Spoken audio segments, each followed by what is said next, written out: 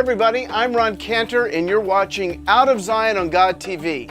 And I'm here with my good friend Nathaniel in Nazareth Village. And we're going to continue to learn a little bit about ancient Nazareth, how Jesus would have lived. Nathaniel, what are we seeing now? We are in our weaver's workshop, and this is Hannah, our weaver. Shalom, Hannah. Shalom, shalom.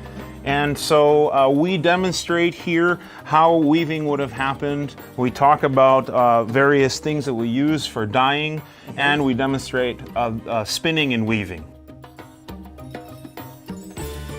Once the wool has been cut or sheared, we wash it and then we dye it with natural things. We get yellow-brown from the skins of onions. We get a few different colors from the skins of pomegranates, because there's different types of pomegranates, fig leaves, saffron, the spice, and the blues and the purples are achieved from sea snails. And then Hannah spins the thread with the spindle like this, and then she also shows us how weaving is done.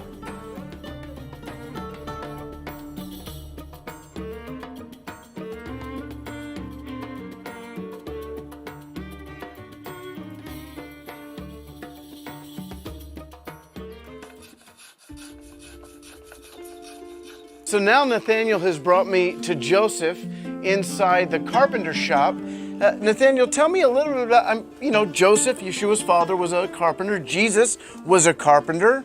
Yes, so we have some of the tools they might have used, chisels, a plane. We believe that they're using volcanic stones, a rough one as sandpaper and a smooth one to sharpen their tools, and various other tools for working with wood. But actually, in the New Testament Greek, it tells us that what Joseph and Jesus did is called tekton. We have the word architect today. We believe that the word tekton in Greek is probably better to translate builder rather than just carpenter. We think that they were much more than just furniture makers, or probably more involved just in general construction.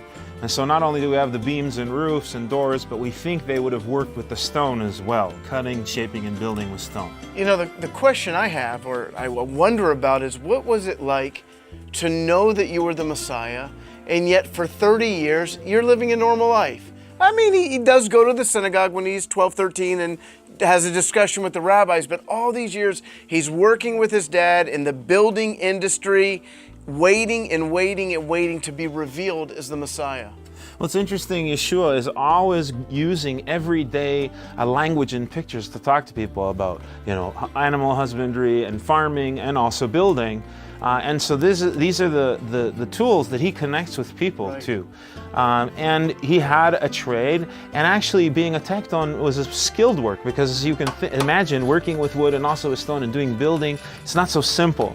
And so also the training was also, you might say, technical in some ways as well. And maybe that's part of the background that we see in Jesus. So we think of Jesus as the Son of God knowing everything, but what you're saying is that many of his parables came from his background as a builder. Builder and a villager, things like sheep and farming were probably very everyday things for the people. Wow, that's pretty amazing. Thank you so much for showing me around. My name is Ron Cantor. You've been watching Out of Zion with Ron, Nathaniel, and Joseph. Make sure you go to God.tv so you never miss an episode.